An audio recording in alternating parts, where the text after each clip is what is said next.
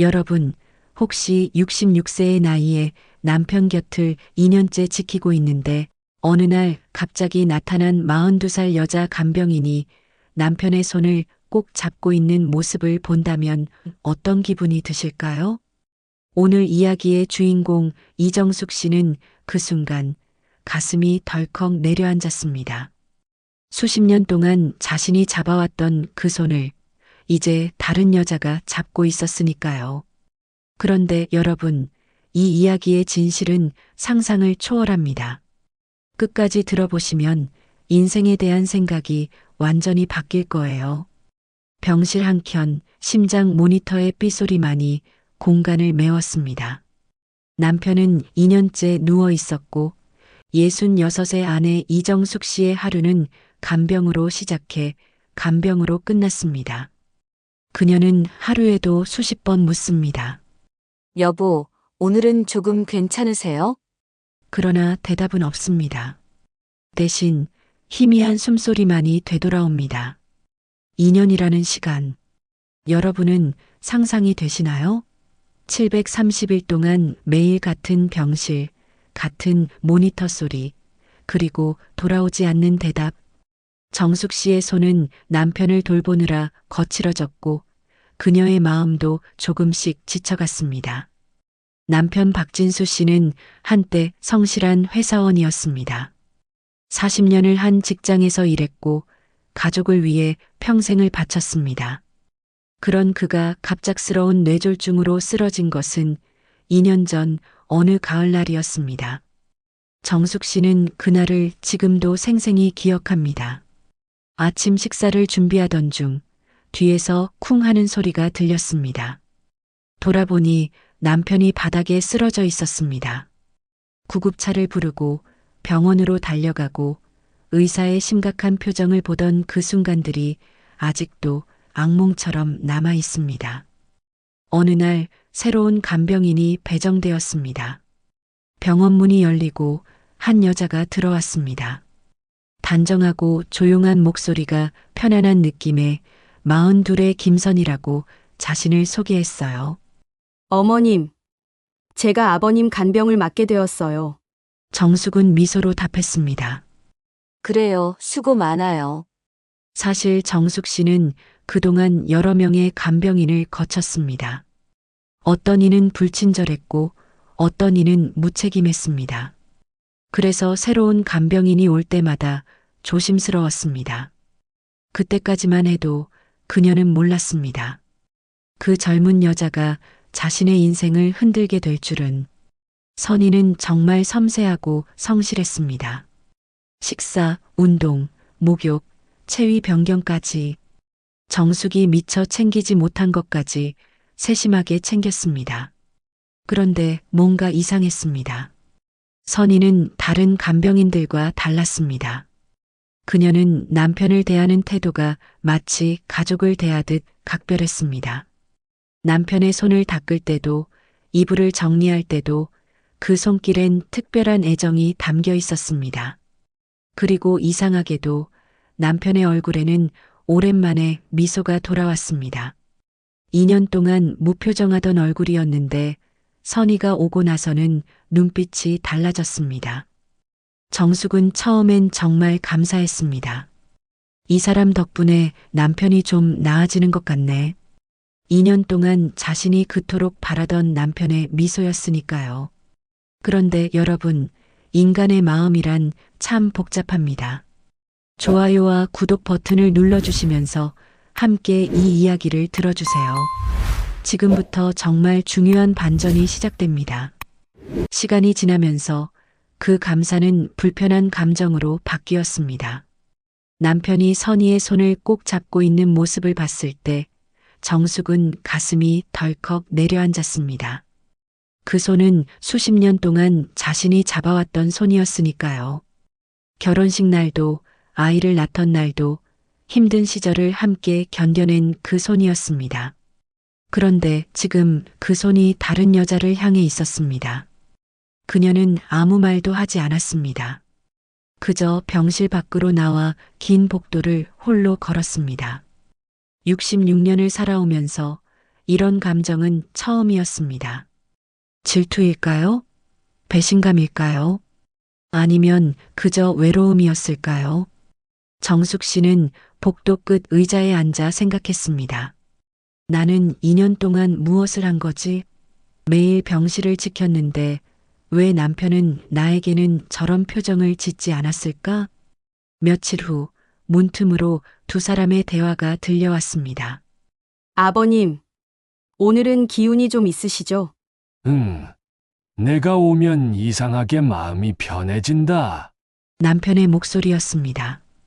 그가 누군가에게 그렇게 따뜻하게 말하는 건 오랜만이었습니다. 아니, 정숙에게도 최근 몇 년간 그런 목소리로 말한 적이 없었습니다. 정숙은 그 순간 깨달았습니다. 이건 단순한 고마움이 아니었습니다. 남편의 눈빛엔 익숙하면서도 낯선 감정이 담겨 있었습니다. 그것은 미안함이었고 그리움이었고 동시에 깊은 애정이었습니다. 그날 밤 정숙은 잠을 이루지 못했습니다. 저 여자는 대체 누구야? 왜 남편이 저리 변하지? 2년 동안 내가 밤낮으로 간병했는데 왜 저 여자가 오고 나서야 남편이 달라진 걸까요? 아침이 밝자마자 병원으로 향했습니다.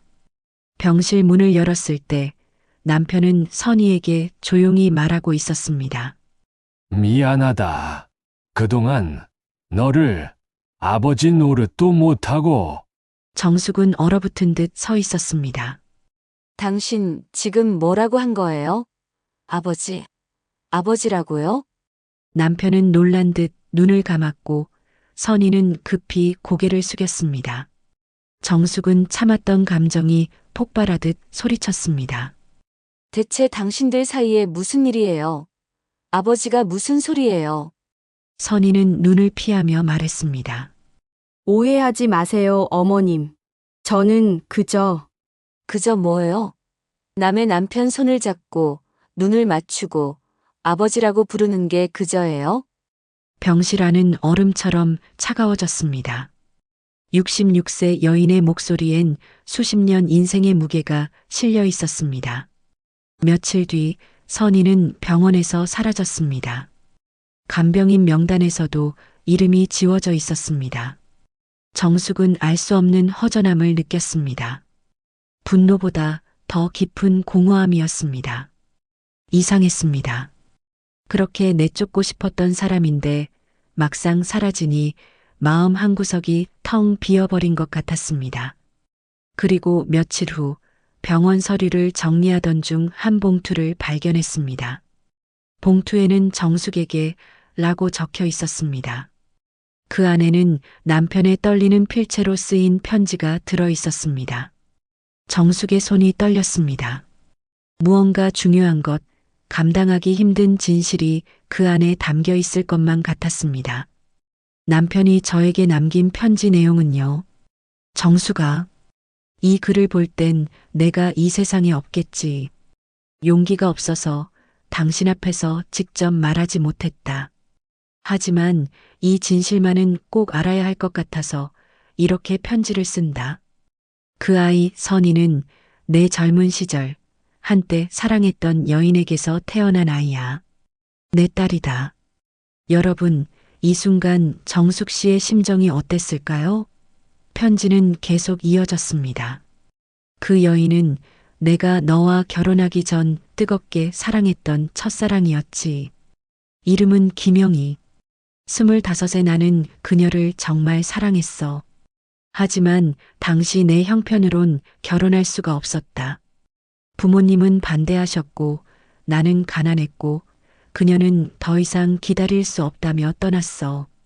그로부터 1년 후 나는 너를 만났지. 너는 착했고 우리 부모님도 좋아하셨고 우리는 결혼했어. 나는 영희를 잊으려 노력했고 너와 행복한 가정을 꾸리려 최선을 다했다. 그런데 올해 초 병원에 새로운 간병인 지원서가 들어오게 된 거야. 간호사가 그 서류를 내게 보여줬을 때 나는 숨이 멎는 줄 알았다. 이름은 김선희. 생년월일은 1983년 3월 15일. 그리고 서류 한쪽의 모친명에는 김영이라고 적혀 있었어. 계산을 해봤지. 영희가 나를 떠난 건 1982년 여름이었어. 그리고 그 아이가 태어난 건 그로부터 9개월 후. 나는 바로 알았다. 그 아이가 내 핏줄이라는 것을. 정숙 씨는 편지를 읽으며 손이 떨렸습니다. 남편의 고백은 계속 이어졌습니다. 나는 간호사에게 물었어. 이 사람이 왜 어떻게 이 병원에 지원했는지 자세히 알려달라고 했어. 그랬더니 간호사가 말하기를 간병인으로 지원한 사람의 어머니가 돌아가시기 전에 이 병원에서 마지막 시간을 보냈고 그래서 이곳에서 일하고 싶다고 했다는 얘기를 해주었어. 나는 떨리는 손으로 선희에게 연락했어. 병원 면접 날 나는 그 아이를 직접 만났지. 42년 만에 보는 내 딸이었어. 그 아이는 나를 보자마자 알아봤어. 그리고 사진을 봤다고 했어. 어머니 영희가 죽기 전에 한 장의 사진을 보여줬는데 그 사진은 젊은 시절 내 모습이 담긴 사진이었다고 그러더라고. 그렇게 영희는 딸에게 말했다고 해. 사진 속 그 사람이 내 아버지라고 말이야. 그렇지만 내 아버지인 그분은 다른 가정이 있으니 절대 찾아가지 말라고 신신당부했다고. 선희는 울면서 말했어. 그렇게 선희는 나를 원망하지 않는다는 말과 함께 자신의 어머니가 나를 얼마나 사랑했는지 잘 알고 있다고 얘기했어. 다만 영희가 죽기 전에 한 말을 나에게 얘기를 해줬는데 그 말은 언제가 될지 모르지만 내가 아픈 일이 생기면 선희에게 나를 돌봐드리라는 얘기를 했다는 거야. 그게 어머니가 할 수 있는 나를 향한 마지막 사랑이라고 했어. 정수가 나는 그 순간 얼마나 울었는지 모른다. 내가 책임지지 못한 딸이 42년 만에 나타나 나를 돌보겠다고 하는데 가슴이 무너지더라. 세상에 이런 일이 있을까? 나는 선희에게 말했어.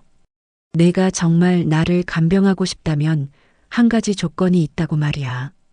그건 선희와 나의 관계를 아내에게는 절대 말하지 말라는 거였어. 왜냐하면 난 내 아내가 상처받는 걸 보고 싶지 않다고 했거든. 다행히 선희는 절대 말하지 않겠다고 수긍을 했어. 그렇게 그 아이는 내 간병인이 되었고 매일 나를 돌보며 말없이 헌신했어. 그 아이의 손길 하나하나에는 42년 동안 받지 못한 아버지의 사랑을 채우려는 간절함이 담겨 있었어. 정수가 처음엔 아무 말도 못했어. 그저 미안하고 그저 고마웠어. 그 아이가 나를 간병하겠다고 했을 때 나는 세상 모든 벌을 다 받는 기분이었지. 하지만 그 아이는 나를 원망하지 않았어. 그 눈빛엔 오히려 따뜻함이 있었어. 아버지라고 부르지는 않았지만 그 손길에는 딸의 마음이 담겨 있었어. 정수가, 너는 평생 나에게 좋은 아내였어. 40년 동안 힘들어도 단 한 번도 나에게 불평 한마디 하지 않았고 늘 내 곁을 지켜줬어. 그런데 나는 너에게 이런 비밀을 숨기고 살았어. 정말 미안해. 미안하다는 말이 너에게 절대 위로가 안 된다는 걸 잘 알지만 이렇게밖에 할 수 없는 나를 이해해줘. 하지만 그 아이를 미워하지 말아줘. 그 아이는 내 죄의 결과이지만 동시에 나의 마지막 구원이었어. 그 아이가 있었기에 나는 이 병실에서 마지막 순간까지 딸의 사랑을 느낄 수 있었어. 정수가 미안하다. 그리고 고맙다. 당신과 함께한 40년은 내 인생 최고의 시간이었어. 부디 그 아이를 미워하지는 말아줘. 그 아이도 나처럼 많이 아팠을 테니까 말이야. 정숙은 편지를 쥔 채 오랫동안 울었습니다. 모든 질투가, 모든 의심이 눈물로 녹아내렸습니다. 66년을 살아오며 느껴본 적 없는 복잡한 감정이었습니다. 여러분, 인생이란 정말 알 수 없는 것 같습니다. 우리가 질투하고 미워하고 의심했던 그 사람이 사실은 우리가 이해해야 할 사람이었던 경우가 얼마나 많을까요? 며칠 뒤 남편은 조용히 숨을 거뒀습니다. 선희의 손을 잡은 채였습니다. 정숙은 그 모습을 보며 남편은 마지막 순간 42년 만에 찾은 딸의 사랑을 느끼고 싶었던 거라고 이제는 이해할 수 있었습니다. 장례식이 끝난 뒤 정숙은 낯선 여인의 그림자를 봤습니다. 선이었습니다. 그녀는 멀리서 장례식을 지켜보고 있었습니다. 조문객들 사이에 끼지도 못하고 그저 멀리서 아버지의 마지막을 배웅하고 있었습니다. 정숙은 천천히 그녀에게 다가갔습니다. 선희는 조용히 고개를 숙이며 말했습니다. 어머님, 죄송합니다. 저는 그저 어머니의 유언을 지키고 싶었을 뿐이에요. 정숙은 고개를 저었습니다. 아니에요. 미안한 건 나예요. 나는 선희 씨가 누군지도 모르고 미워하기만 했어요. 42년 동안 아버지 없이 자란 선희 씨의 마음을 생각지도 못했어요. 선희의 눈에서 눈물이 흘렀습니다. 정숙은 그녀의 손을 잡았습니다. 이제 그만 울어요. 그 사람은 우리 둘 다 사랑했어요. 나는 그이와 40년을 함께 살았고, 선희 씨는 42년 만에 만난 아버지와 마지막 순간을 함께 했어요.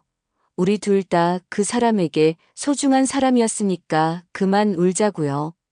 두 여인은 그렇게 서로를 껴안았습니다. 66세와 42세, 아내와 딸, 두 사람 사이엔 24년의 나이 차이가 있었지만 그 순간만큼은 같은 아픔을 나누는 가족이었습니다. 그날 이후 정숙은 병원 자원봉사를 시작했습니다. 환자의 손을 잡으며 조용히 말했습니다.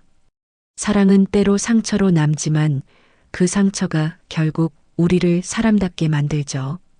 그녀는 창밖을 바라보며 속삭였습니다. 여보, 당신의 사랑은 나에게서 시작되어 그 아이에게로 이어졌네요.